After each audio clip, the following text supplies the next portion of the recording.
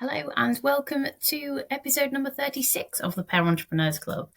So today I have a very special guest who is a friend and client, Ady Newberry. Ady has two very unique businesses. He's an international man of mystery, I think it's fair to say. His skill is in marksmanship, and he has a business, Precision, which he trains military and security personnel all over the world. And his other business is the Newberry Experience. So I'm going to hand over to Ady and let him tell you all about it. Ady, please tell us about a little bit about your businesses and your background. Yeah, so I have the first company is what I started in 2019. So the company provides training to law enforcement and military all over the world. So government contracts providing training. Initially, when I set the company up, I was busy traveling all over the world, delivering contracts. And then, of course, we had COVID. Mm-hmm. And it put a stop to traveling overseas.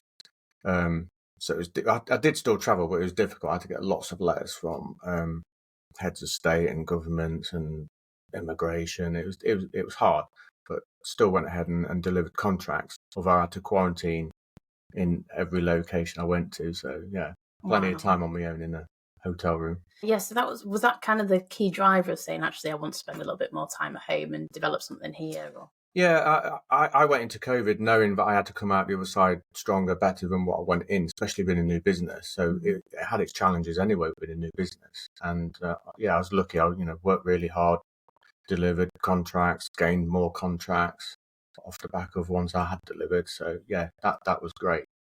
So when I am in the UK now, I thought I want to do something I enjoy. Mm-hmm. I love coaching people, so I thought, okay, I can set up a company where I deliver shooting experience days using the sort of firearms I use when I am overseas training. Yeah, amazing. And I've been very privileged to be on one of your experience days, and I was blown away because those rifles are not like your average kind of clay pigeon shooting or anything like that, are they? No, these are precision bolt action sniper rifles. Mm-hmm. That's what they are. They're military grade. They're in service with the whole of NATO forces. They're super accurate. Yeah. And so you have different ranges as well. So you have Lincolnshire, London, and then Wales as well. Yeah. So initially when I set the Newberry Experience up, HQ is Lincoln because that's where I'm from. And then branching out to, and also known a lot of people in the industry. So ranges I've used for testing before when I've worked for other companies within the industry. You get to build a good rapport. So I've got Wales and a range near London, Cholham Ridge Range, which is run by the NRA. Yeah, great. Okay. And NRA, just the listeners and the people. Yes, that's a National Rifle Association. National Rifle Association, okay. And that's a really famous range, isn't it, as well? Bisley? Yeah, Bisley's very famous. It's been there, I don't know how many years it's been there. I think initially Queen Victoria shot the first round at Bisley, although it was Wimbledon Common. Oh, wow. But it relocated. That's the sort of history. I might not be exactly right with that, but it's along those lines. Yeah, that's amazing. And they train a lot of military there as well, don't they? Yeah, military's very close next door. So you've got Purbright Barracks. It's surrounded. It's all MOD land anyway. Yeah. The civilian population, the shooting fraternity, so they use Bisley a lot for competitions and sport, that sort of thing. Hobby. I compete in a lot of competitions at Bisley. Yeah, so we'll come back to that, and I must remember to come back to that. So remind me if I don't. But yeah, so tell me a bit about your backstory then. So you've competed in competitions already. So you're a 4 times NRA CSR champion. Is that right? That's it. Yeah. So for people again who don't understand the acronyms, that's the civilian rifle shooting. Civilian service rifle. Okay. Yeah. So service rifle in the military. So the weapons, what is issued to a soldier would be what is known as the SAAT. It's got different acronyms now. So that's what we were sort of like issued with. And then we used to shoot what was called an APWT, Annual Personal Weapons Test. So the target shooting, what I do, civilian service rifle, it's a very similar sort of target. It's very, very similar actually. But we're not allowed to use self-loading rifles. We have to use bolt guns. So every time we shoot a shot, we have to recock the weapon to put another round in the chamber to shoot. So that's just a UK law. That's what we're allowed. Yeah, and obviously that's a huge part of what you do as well, because I know you are very, very cautious on what happens on the range and the health and safety behind that, and you are heavily regulated by the police and the military and everything as well, aren't you? So obviously health and safety being a top priority, can anybody just come and shoot on these days then? Yeah, anyone can come and shoot as long as they are able to sign what's known as a Section 21 of the Firearms Act 1968. So what they're signing for, basically they're declaring to say they're not a prohibited person to be in possession of firearms or ammunition. So what would make a person who is a prohibited person? That's someone who's been in prison, someone with serious mental health issues, that sort of thing. Yeah. Okay. Yeah, that makes sense. I mean, you're not going to want either of those people in their live ammunition. That's right. Yeah, and and I say I've been to one of your experience days. I know things like your ear defenders and safety equipment and everything that's involved in that as well. Yeah. My biggest worry was actually thinking about the recoil from the gun. So, can you talk through? So we start with the small calibers, and we work our way up. So with the small calibers, I'm giving instruction and tuition on how we would operate that firearm, the trigger control, breath, recoil management, all that sort of thing. It sounds complicated, but it's not that complicated really. So we're building up the blocks so that when we do get to the bigger calibers, we are proficient and we're safe, and it's all going to go as planned. It's a very enjoyable time. Yeah, absolutely. And for me, I mean, there's a video, and I'll put a link to this on the podcast details as well in the notes. But you can see like a slow motion effect of the ripple actually through my body as it happened. Yeah. But I can honestly say that it didn't hurt, or I felt very, very safe. And I remember you saying about having the scope, like a fist away from your eye. To get the correct eye relief. Because the last thing you want is that scope coming back and contact in your face. Yeah. Definitely. Yeah. So I did feel very, very reassured.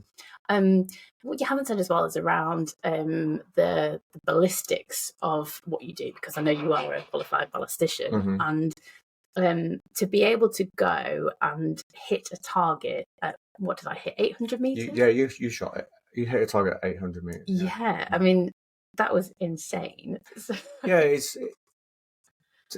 To me, it's not, because I'm used to it and I'll shoot further than that. But for someone who's never shot ever, because that was your first time, wasn't it? It was, yeah. Yeah, that was a really major achievement, actually. And the target size as well, we should say how big the target is.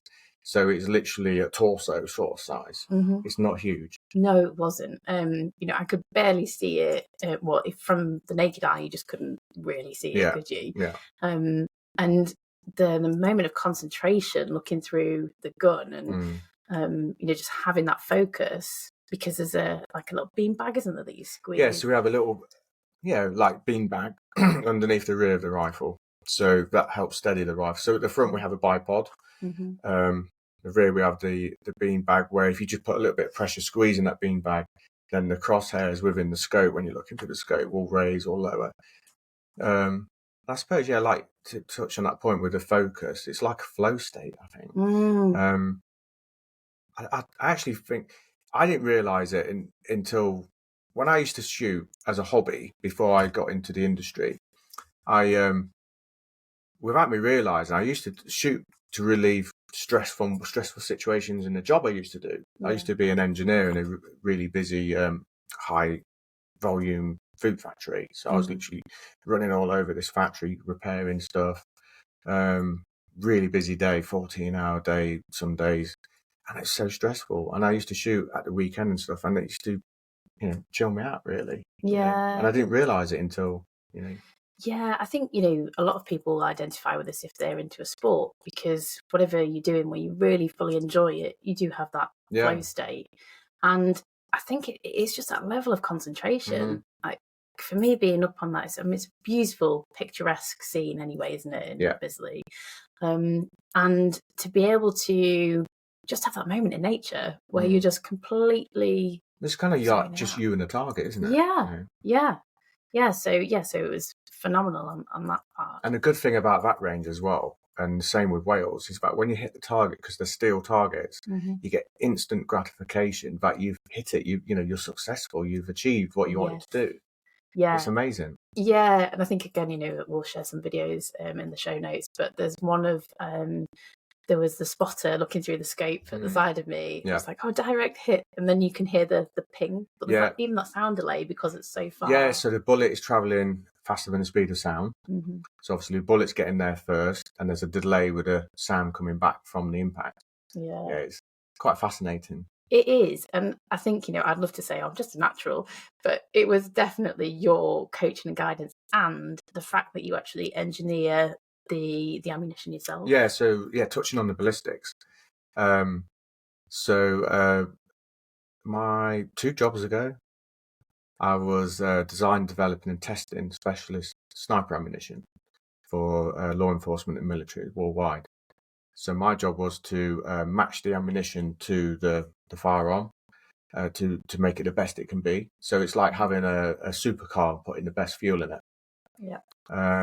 And then the outcome of that is the ballistic data. So knowing what to dial within the scope of the rifle to hit a target at a given distance and to compensate for wind and all that sort of thing. Yeah, I mean, you make it sound really easy. Yeah, it's a lot of math on the fly, to be honest. Yeah. Yeah.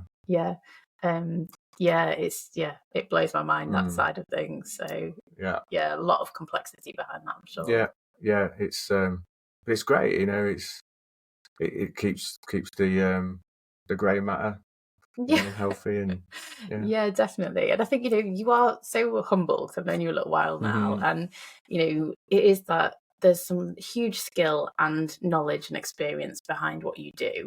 And as going back to this competition side, you are the 4 times UK champion, and you're going for another record this year. Yeah, so July, first week in July, I'll be shooting. It's the Imperial Championships at Bisley. Again, civilian service rifle. So I'm really looking forward to it, actually, because I've been trying to build my business, multiple businesses. I've got a lot going on and a lot on my mind, and it's hard to focus on competition. Taking someone shooting and coaching them is different, but when you're competing against the top shots in the UK, it's almost like having too many apps open in your brain, and there's a lot going on. It's hard to concentrate on what you need to concentrate on when you've got such a lot going on in the background. But yeah, we're getting there now, and a lot of those apps are closed, so I've got more space, more capacity, and I'm really enjoying it. I actually shot yesterday, and I think there was 27 competitors turned up, all highly skilled people, and I was top scorer, so I was really pleased with that. Yeah, so, amazing. Getting ready for the championship.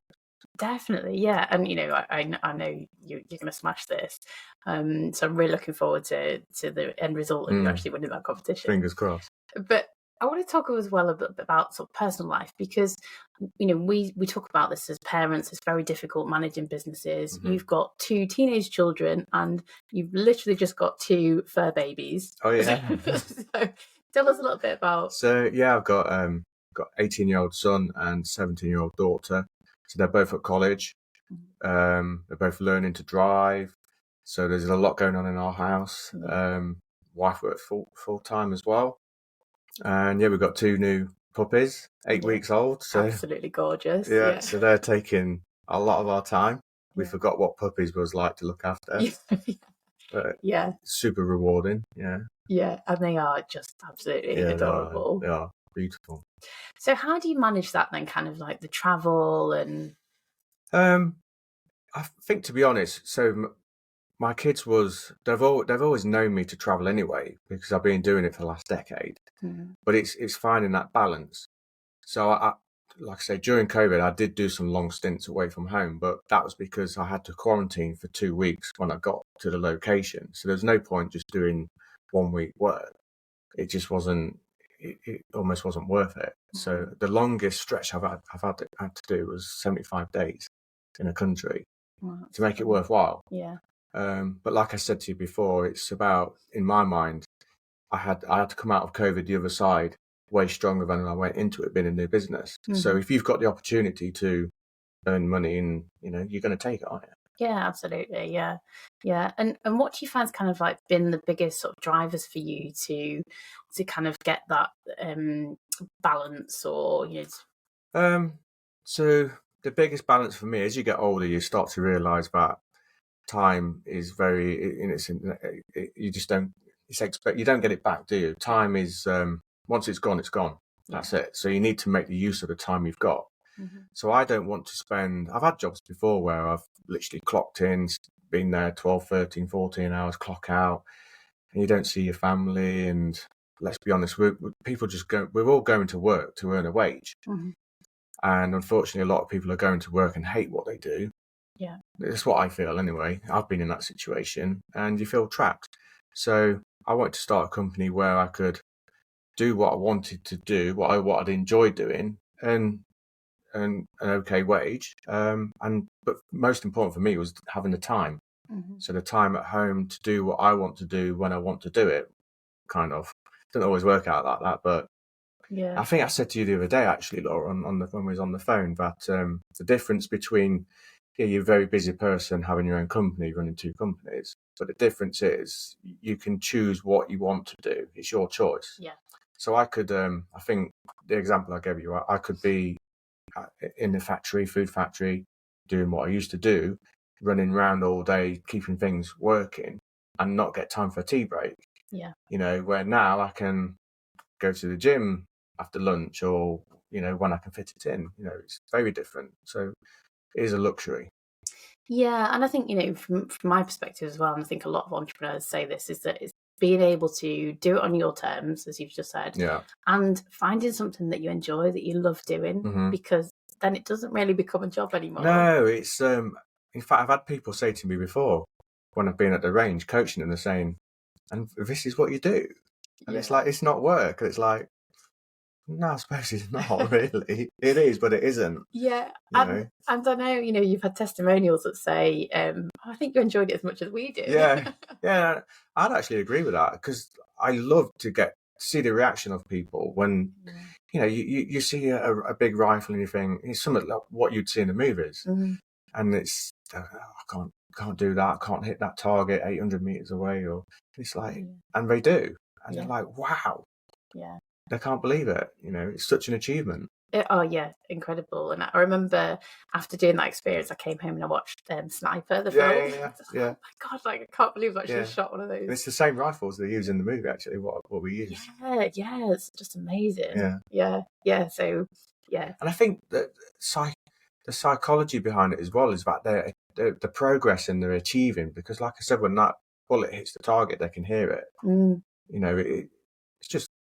It's immense. It's amazing. Yeah, it is, because you kind of, it's like when you go bowling or anything, you think, I've got a strike. But to be able to just, see the distance. I think just to be able to aim at a target, and, obviously you want to hit it, and you do hit it. We're setting out to hit the target, aren't we? So I suppose, that's the same in life with a lot of things, isn't it? We all have our targets we want to hit, whether it's in business or personal life. Yeah. So it kind of carries on, and Yeah, definitely. So on that as well, so you've kind of looking at doing corporate away days and helping businesses, and we're actually putting a bit of a partnership together on how people can metaphorically shoot their goals and targets. Sure. So we'll do a workshop in the morning. People can look at their individual or team goals, and then go onto the range and have a picture of it, and we get them to shoot the bullseye. So on that, you're looking at developing the corporate days and getting teams to come, but it's open to anybody, isn't it? Like for minimum groups of 3, but that's right. So I'd say minimum 3. It's always good to be within the group, and you can bounce off each other.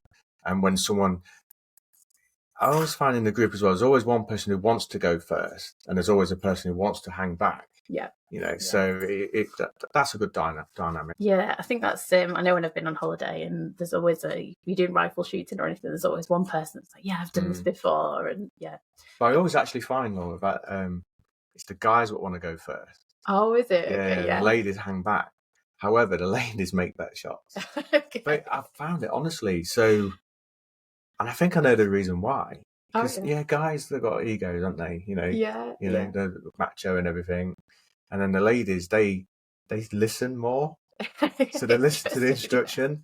Yeah. And ladies just make naturally very, very good shooters. Yeah. Wow. Unbelievable. Okay. So the next that's with my experience what I've seen. Yeah, amazing. So the next James Bond being a woman is kind of a line. Yeah, let's go for it. Yeah. Brilliant. Okay. So thanks so much, Ady. Was there anything else that we kind of missed in there, or you want to? No, I don't think so. I think we could talk all day, really. But it's such a unique offering, I suppose, with what we do, and I think we could put something really good together for our clients, potential future clients. Yeah. So workshop in the morning and then physically going hitting targets in the afternoon. What's better than that, eh? Yeah, amazing. And I'm putting you on the spot here a bit, but is there anything that you would think is like a top tip to find, balance or to help you with your business that you could give to our listeners? Yeah, I would say, it's super important to find a coach, and that coach needs to understand how you work, what the business is, how the business works, and how you see the business moving forward, I suppose, in the future. Yeah. If you can have someone around you like that, then that's just a winning combination. It's got to be. Yeah, and and also someone who keeps you accountable. Yeah, because we've all got so many things to do, in life, and there's a lot of things that need to be, to get them over the line, and contact people, send those emails, do all those jobs, because it's, as you know, running a company, if you're on your own, you wear every hat. Yeah. So Yeah, that's exactly it. And I think, we've got that good relationship now that actually I can say, call you and say, Ady, have you actually done what you said you would in your coaching session last time? Sure, yeah. Well, quite often I will message you saying, I've just had this idea, what do you think? Yeah. So it's to have someone to bounce ideas off as well, I'd say, definitely. Because your family is not the people to bounce those ideas off, not always. No. Because they're very busy in their lives. Yeah, and as a coach, knowing that, because all of my clients say this, where they don't have that, they can't get their external perspective themselves, and the people that know them are too close to it. Sure. So they tend to be advice monsters and get involved and say, well, I think you should do this. Yeah. Which isn't always the right way either. Yeah, I'd agree with that. Yeah. Definitely. So thank you for that. So lastly then, I just want to ask you, I know you've met so many interesting people and you have some incredible stories, not all of which we can air, but is there anything that you would kind of share that stands out in your mind right now as like an experience that you've had that you can tell our listeners about? I'm trying to think of the ones I can mention. Okay, yeah. Right, so there's a time when I was in the US. So I can't, just had a flashback. I can't mention that one. Okay, so I was in the US, and when it was time to come home, so I did many states. So I finished in California, and it was unbeknown to me, it was like completely, I was unaware that this was going to happen. But anyway, I catched a lift back to Europe on Tony Robbins' private jet. Oh my goodness. And it's like, yeah, that was crazy. I actually slept in his bed as well, on my own. There's no one else in it. But it's like the bed that's a whole different story. Yeah, it's like, it was amazing. I mean, I've been very lucky with travel. I've travelled in pretty much every class there is, but this was a different level. Wow, that was amazing. Yeah, and I'm a massive fan of Tony Robbins as well. Yeah, me too. I mean, that is a story in itself. Yeah. My dad did a course with Tony Robbins, but you've just trumped me there. Yeah. So I'd say, that was. There's other stuff we can talk about, but not on camera. But if people come on your experience days, they can find out all about it. Yeah, exactly. Yeah, full of stories. Yeah, lovely. Well, thank you so much for joining me today, Thanks, Ady. Laura. It's been Cheers. great. And we'll put the show notes on the podcast so you can find out more about those videos and bits that we mentioned as well. Perfect. So, yeah, that's great. All right. And thank you everyone for listening. I hope that was a really insightful episode, and see you next time.